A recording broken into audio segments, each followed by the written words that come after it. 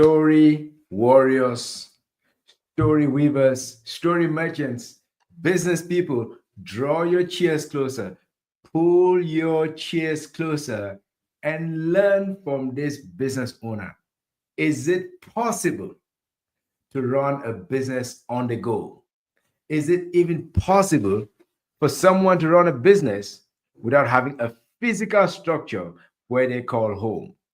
In today's edition, you'll be hearing from Madame Lorian Calanda, who has been running her business for several years on the go. Let us bring into studio Madame Lorian Calanda. Hi, Lorian. Lorian, welcome, welcome aboard. We're just talking about you before you got into the main stage. We're saying you run your business on the go. We want to learn from Yes. you. Tell us where you're joining us from this afternoon or this morning or this evening. Depend. Are you in Europe, in Africa, in Asia, America? We're calling just after lunchtime in the United States. I am calling in from San Antonio, or actually northwest, 30 miles northwest of San Antonio at from Lake Medina, Lake which is Medina, San currently Antonio. yeah, which is currently dried up at the moment. There's no lake. Wait a minute. You call it a lake without water? Is that even a lake? Yeah. Why don't you just call it a depression, call it a little a pond? Why must we call it a lake if there's We're no we're water? calling it we're calling it Funky Lake Medina. Okay. Absent Lake Medina. All right, cool. Thank you for taking the time to join us. This is the Story Warrior channel, a channel that features people I call unsung heroes with untold stories. And today we want to know your origin story. We want to know how you got started to be an owner of a business. But before we get to your origin story, can you tell us what's the name of your business? Red Palm Marketing. Like in red, the color, palm as in the tree that grows, marketing. I never thought that red palms can do marketing. What do you mean by red palm marketing? Well, it based we focus on faith-based entrepreneurs Oh, and red palm to me resembles the palm leaves that were on the road that when Jesus came into Jerusalem, and internally when we play with our logo, the leaves fall off and it's the Christ, the cross behind them, mhm. and then it turns red with the blood of Jesus. So that's what red Oh, palm, how we internalize the palm leaves lead to the cross, which leads to the blood of Jesus. For us, palm means wow, that's very deep. So it has a Christian touch to it. But tell us, correct. how did you get that name? Did you wake up That's one a morning and say, okay, I am going to ride on the coattails of Christ. I want to spread his good news and make part of his entrance into Jerusalem the name of my company? How did you get to that name? That's a very unique name. But no, that yeah. I have to admit it's a very powerful name because it strikes a clear visual in the mind Correct. of the The listener. meaning came later. The name itself came first. I come from a family of serial entrepreneurs. My Mhm. family has always built large companies and sold them as what my family does. That's their Mm. career. They build one, they make it into something, and they sell it when it's sellable. When in 2012, it was my turn to start my company, and we were on the way to my mother's 50th birthday parties with other movers and shakers of the town that were there. And they didn't have a game for the networking, the cocktail portion of the evening. So the host stands on the stairs and he tells the people that were there, he says, "Look, this is the game that we're going to play." Fran's daughter, Lorianne, they all knew that. We're gonna name her company before the cocktail hour is over. We're gonna give her company a new name. And so they asked me what the rules were, if I had any rules. I said, well, yes, I learned from my mother. There's definite rules to the name game. It has to be uh, geographically independent in order to become sellable. It needs to be geographically independent. It needs to not include my name, okay, Mhm. or it needs to be gender neutral. Right. And then it also needs to be two monosyllable words. Mm. So Hmm. those are the rules. So they were playing around, clinking glasses, introducing each other. Hey, Gideon, I want to introduce you to Gideon. He's with Black Tank Marketing. Like, no, no, no, I'm not introducing him.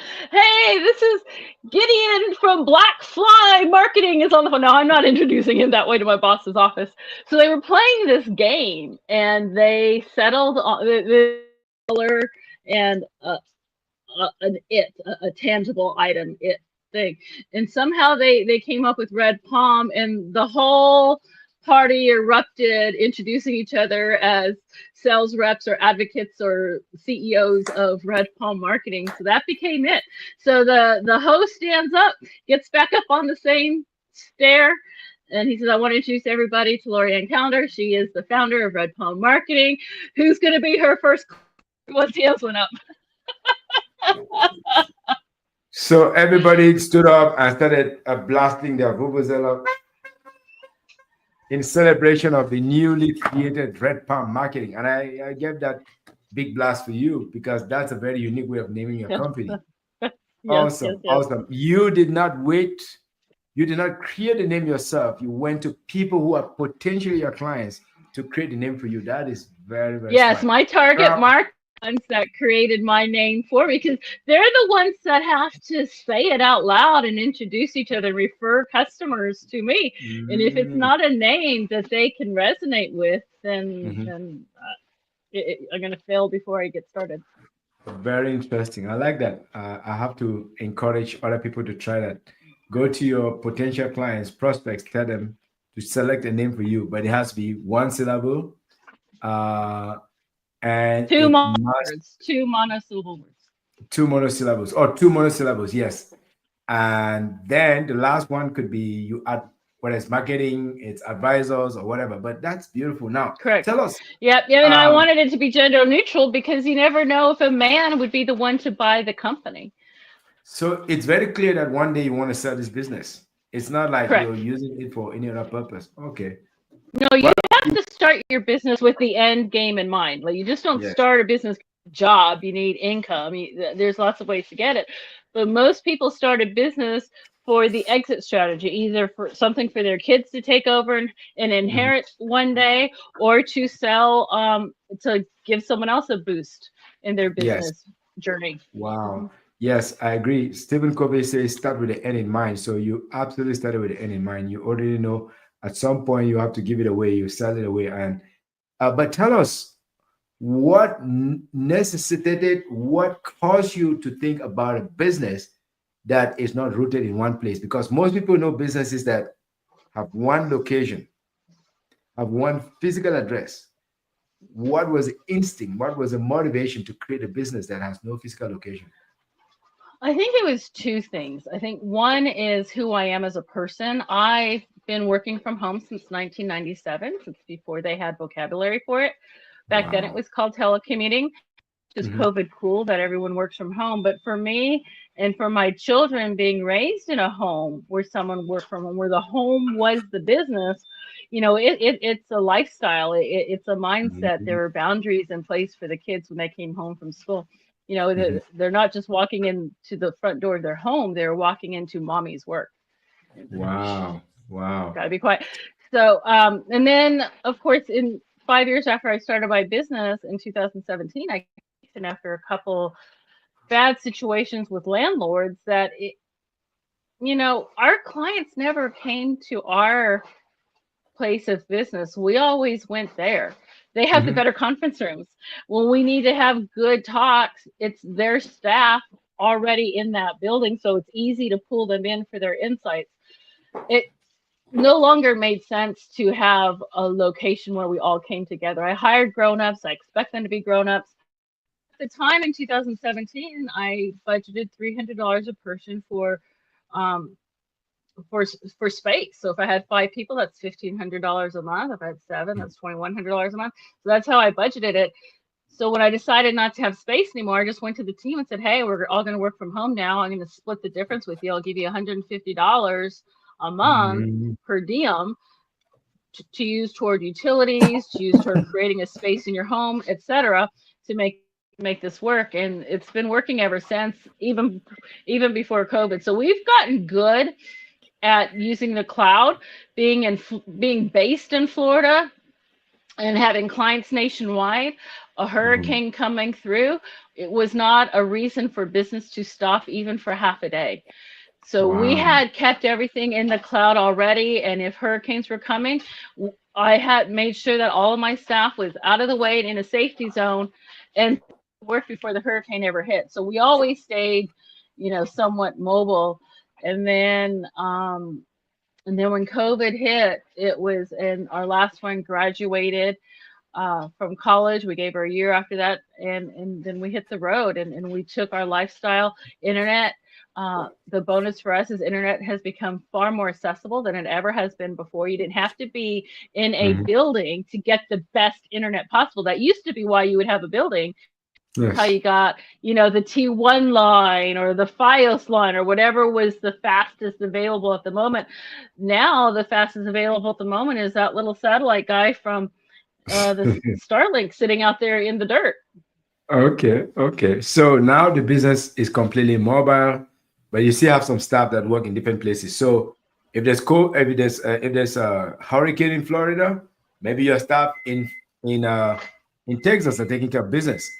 If there's a hurricane in let's say you're traveling through South Carolina, then your staff in other locations will take over. That's what you're saying.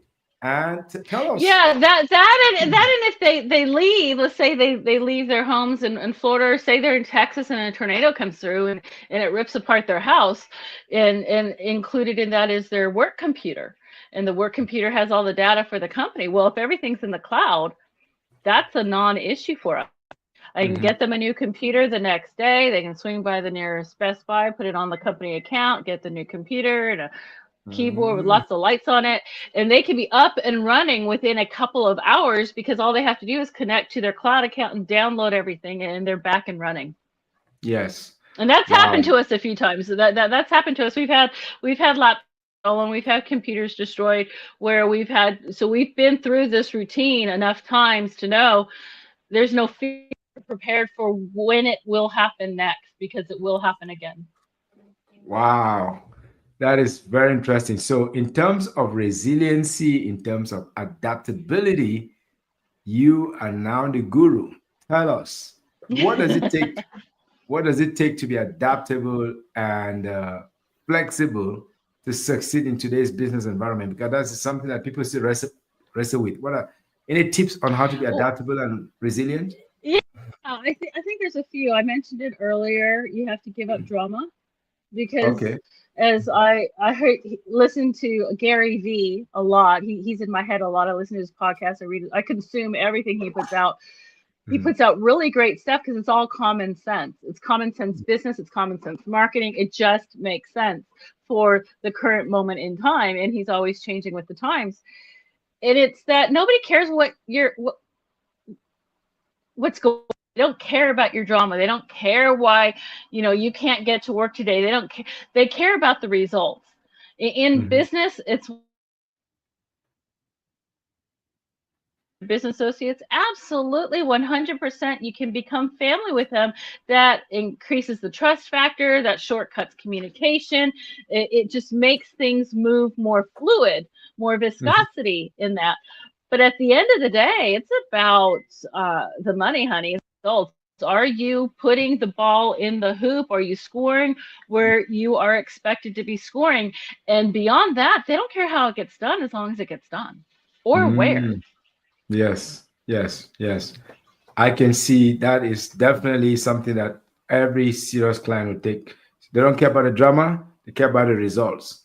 So, Correct. what kind of results do you deliver, or what kind of services do you give to your clients? And that's gonna help some of our own viewers to see. Oh, maybe we should reach out to Red Dot Market, Red Palm, not Red Dot, Red Palm Marketing. Red Palm, because there's people stealing my name out there, and I have a trademark and on my company name, and people are stealing it out there. So make sure you're getting us with the actual tree and the logo, Yes. because it's federally registered and everything. So the answer to that question, I'm sorry, ask your question again. The question is, what kind of services Is Red Oh Dot, yeah. I mean Red Palm, providing Right, to right. customers across America as So you continue to travel and see different parts of America? sure. Remember who my target market is. We serve people from 5 to 20 employees, and we Mhm, provide the foundational marketing. So since we service that size people, who I think we can do the best amount of, because of their size and their need for a fractional mhm, CMO, mhm. we provide What do you the what do you mean by fractional? Fractional. Not everybody so might I'm be kind of, right. yeah, so fractional CMO, fractional CFO, fractional advisor, things of that nature. It's all kind of the same. You're getting the best use of someone in my consulting role Mhm. without the 162 your price tags. You're getting Oh, okay. my use in the appropriate amounts that you need it for this current stage of your business. So I'm Mhm. hired on as their marketing uh, strategist, and Yes. we come in and we provide the core basics. We make sure your website's good, your social, if you have sales reps, their social profiles, that everything is optimized. We do strategic organic marketing. We do some paid, some lead generation, get some CRM systems going on, some emailing going on.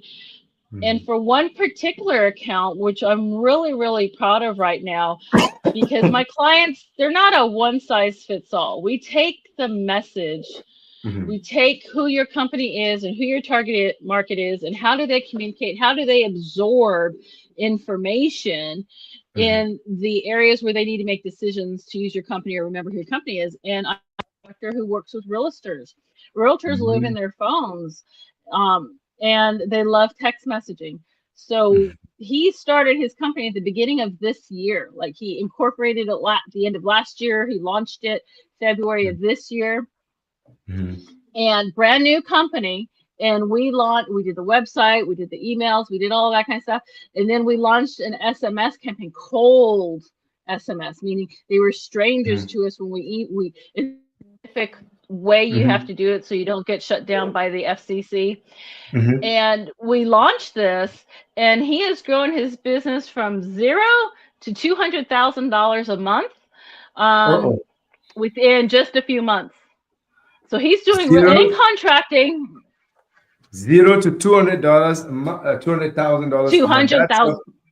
That is that is a big blast of infusion of cash that you have given to that customer, and I want to applaud you for that. And Yeah. then a lot of people listening here, watching this, that will be interested. How did you do that? Is it the email? Is it the lead gen? Is it the website? I know you mentioned some of it, but some of them may be curious. Just explain a little bit further. So this particular client, now not all clients are exactly the same, but it's Mhm. lead gen. But we did it through the text messaging campaign. So there's a platform out Mhm. there. It's ugly. It's not pretty. Most of your advertisements for it because it's not a pretty website and all that kind of stuff. But as far as I'm concerned, I only care about what works, right? And Yep. this platform just works. And so we utilize this platform, and we send, we have a system for going out and getting the contact information that we need to reach these Mhm. realtors. And we hit their phones with an SMS campaign. Mhm. Every month they get at least one text message, no more than one. We make sure they only get one, but they always get one. And so we got about 3 different types that we send out, and depending where they are in our process, they'll get one of those 3. Mhm. And I want to say 90% of them say buzz Mhm. off. A lot of them, not in a very friendly way. We Mhm. manage all this through another system. So we just kind of mark those as, don't contact, don't, we don't pay any attention to it. It's like, okay, do not disturb, turn them off, unsubscribe, Yeah. fine. Because we don't care about those guys, right? We Mhm. care about those 5 out of 100 that are generally interested in what we're saying. So yeah, give me some more information. Yeah, contact me. Yeah, send it to me. So those are the ones that we're really focusing on. We kind of turn blinders onto the negatives. We focus on the positives, and then we go all in on those positives and just turn on the charm. And Awesome. and And that's then all done through a system that we built out. We built out the workflows. We built automated responses and everything, and it flows. And then when someone gets a score, so if they visit the website, they open the emails, they engage with the text messages, they get a heat score. And as the heat score goes up to a certain threshold, it'll send the owner of the company a text message with that person's information. And so then he can call them and say, hey, so you're really interested in what's going on, how can I help you today? And Mhm. that really just takes it home. So he's out of the loop until Mm. either they call a work, or their heat score goes up, and then he builds that relationship. Awesome. Wow, that's very interesting. And you are fine-tuning the system such that you can customize it for different audiences or different prospects. Is this transferable, or is this only good to those that maybe they met the criteria that you talked about, or is this transferable? No, Somebody might be it's listening who transferable runs. because it's transferable because 2 years ago I was revamping my company, and I utilized this system to market for my company. So I'd already learned about it and investigated it and did it all and tried it and did it for 6 months and then put it on the shelf and said, okay, that's nice to Mhm. know. Mhm. And then when he came up and around, it's like, oh yeah, I know exactly how to do that. I pulled it off the shelf and sold it to him. Yes, because the proof is in the pudding. They say the proof is in the pudding, or I don't know how you say it, but you've tested pudding, it tastes good, then you know it works. So next time you can say, okay, I'm giving the same pudding to someone else who needs it. So that works, and that's from lead gen, Yeah, email. cold outreach. Yeah, cold email, especially since March of this year, and cold text messaging since about the same time period, have all new rules and regulations around it. So to circumvent a lot of that heat, quick way to do it, safe, still play within the rules, but there's a Mhm, way to do it mhm, effectively and get mhm. results.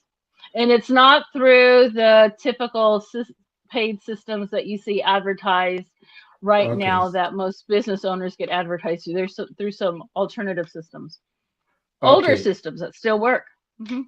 very good. And the do you use any of the WhatsApp marketing concepts out there, or do you use WhatsApp? Because most of our people that we know, they use a lot of WhatsApp. Do you use WhatsApp marketing? No, because we don't do a lot of international communications, and we find WhatsApp is more predominant in International. the international, yeah, international.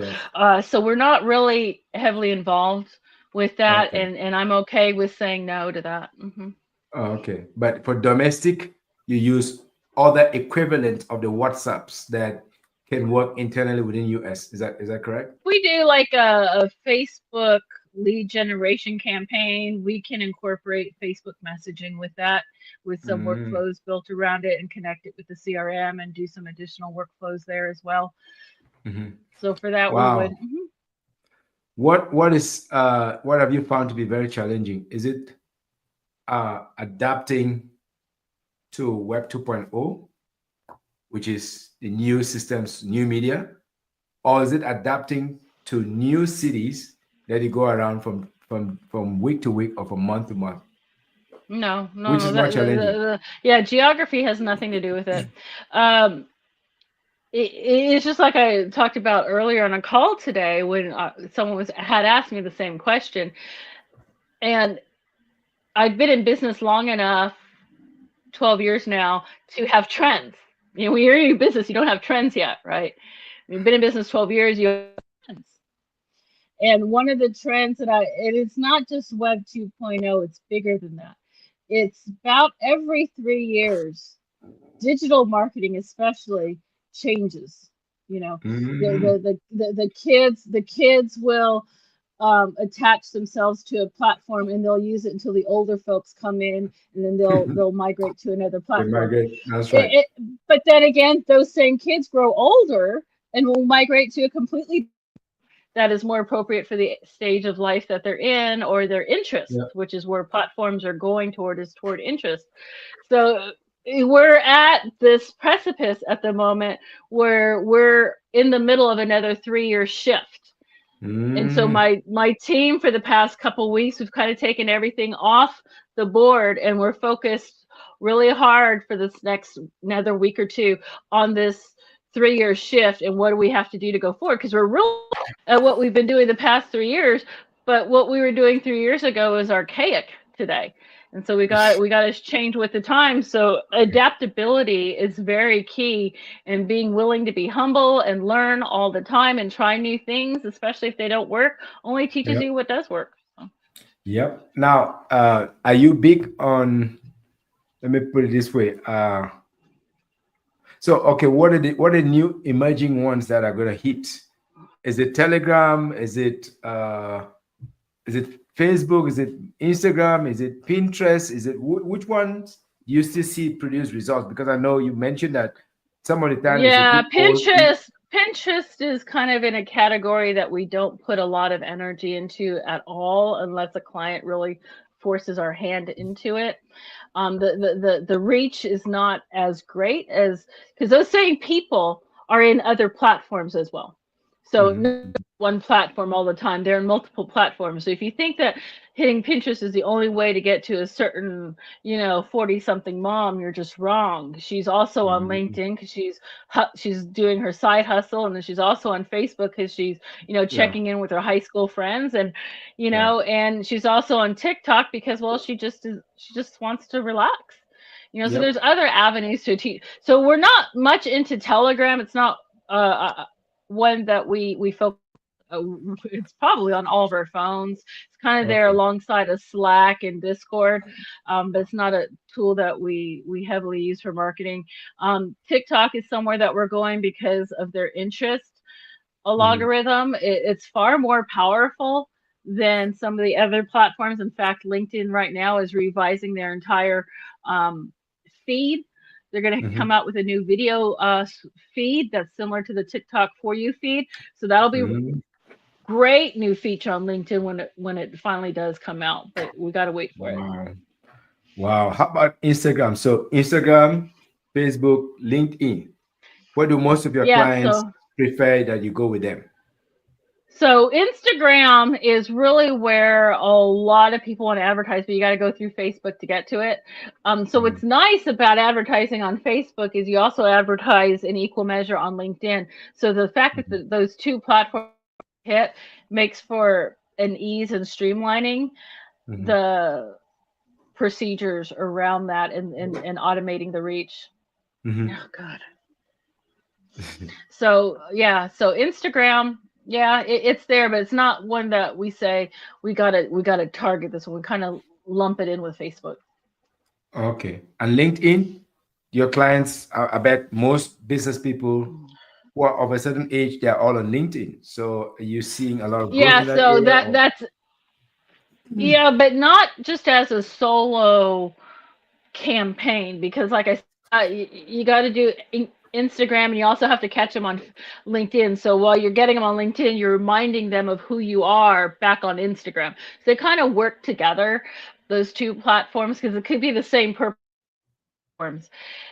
So when we're on LinkedIn, it's really a business minded focus with some fun. So we add some mm, excitement to their day. We add some mhm. insights into the struggles that they're facing at their desk that day, uh, and a little coffee break every now and then. LinkedIn is Okay. great. We've got one client that has hired us for a particular type of outreach on LinkedIn, semi-automated, semi not, where we're reaching out and capturing the people that are in his niche and pulling Mhm. them in as followers and engagements with them. And that seems to be working pretty good. We've been doing that for about a year now. Yeah, LinkedIn was a big deal during the pandemic, at least for my business. We could reach people in Okay. 17 different countries, but as the pandemic subsided, now most of our outreach, our direct cold outreach, doesn't yield a lot of Well, results. yeah, I, because I there are don't a know, lot maybe of that. people. Yeah, a lot of people were out of jobs during the pandemic. They were looking for what's the next gig. A lot of people changed careers during the pandemic. Mm, Restaurant workers went and got finished their college degrees online, and so they mm, left the hospitality industry, which is why it was so hard for them to find employees for quite a while, because they jumped. And the same is yes. true right now with the medical professional. We're going to be short we're going to have about half as many doctors as we're going to need in about 10 years because they're all leaving the insurance paid for because there's no money in it. Only the Mm, insurance people are making, only insurance providers are making money on medical in hospitals. The people that actually work in it, the doctors and the people that went and spent 8 years getting that degree, they're not making any money in it. mm, And with the new insurance regulations, there's so much doctor burnout. They're just leaving and they're finding new things. I got one client, I got actually a couple clients that are on that pathway now, and they're launching their speaking careers. They're getting paid more than they are for doctoring. mm. Okay, I know the pictures have been wavy a little bit, so let me ask this last question. If let's say there's someone who is just starting out, maybe they're leaving a medical field, they want to start a job, they want to start a small business, which of the social media platforms would you advise them to use? And secondly, what is the best type of marketing for someone who is just starting out? Is it, or should I do in person, or should I use an agency like yours, or what is the best way for them if they're living No, if they're just starting out, an agency like me can't not gonna be able to do them a whole lot of help. There are a few that specialize in public relations, but there's a Mhm, lot of heavy lifting involved with a brand new business. A lot of heavy lifting. And like I said, we put further along in the maturity level of a business. mhm. To Wow. get started, what I tell people to utilize the platforms that you already favorite. If you already enjoy TikTok, you're Mhm, already familiar with it, use mhm, TikTok. If it's mhm, Facebook, use Facebook. If it's Twitter, use Twitter. If it's Discord, mhm. use Discord. Because you're already familiar. That learning curve isn't there. What's more important is the discipline in using it Yes. regularly to promote. That is very That good that advice. that's the key. That's Yes, the key. use it regularly. Like I also learned this podcast, it must go out every Saturday, no matter what. At worst, occasionally goes out on Sunday. But since it's been running for over a year now, we've kept our word every Saturday. We bring in new guests, we share with them some wisdom. So to wrap it up, the image is really frozen. How can Sorry. potential prospects find you? Redpalmmarketing.com. That's the fastest one. Redpalmmarketing.com. Red Palm Or is all. or put my name in Google or in any social media. I'm the only Lorianne calendar in America, so I'm pretty easy to find. Wow, that's very unique. And give us a little teaser. Where are you heading on to next? Where are you traveling to? Where are you going to be for Christmas? Which part of America? And are Yes, you yes. heading back to Florida So or what? yeah, no. So we're in San Antonio. I'm visiting clients. We got some 2025 planning that we're doing while we're here, and some industry insiders that a lot of them are here in San Antonio. Also, spent some time with the San Antonio Christian Chamber of Commerce because I'm also a U.S. Christian Chamber of Commerce ambassador. So I do Mhm, that from the road and visit the different chambers as I'm traveling. So mhm. once we leave here, we our plan is to be in New Mexico Thanksgiving, and we will stay there through the holidays because I have a lot of family in New Mexico.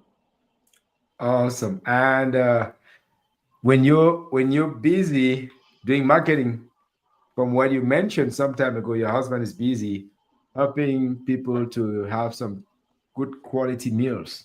So are you his Mhm. marketer, or he is your marketer for exposing you to different cities and different towns? We expose each other. It's 50-50.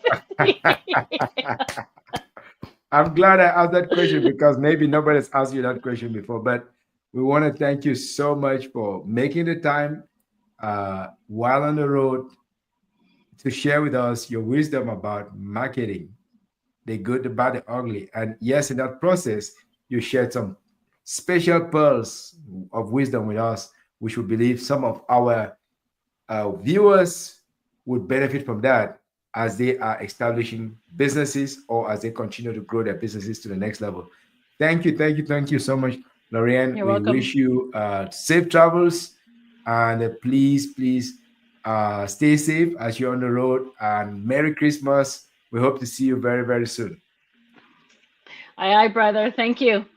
Thank you, Lorraine. Talk to you on the other side.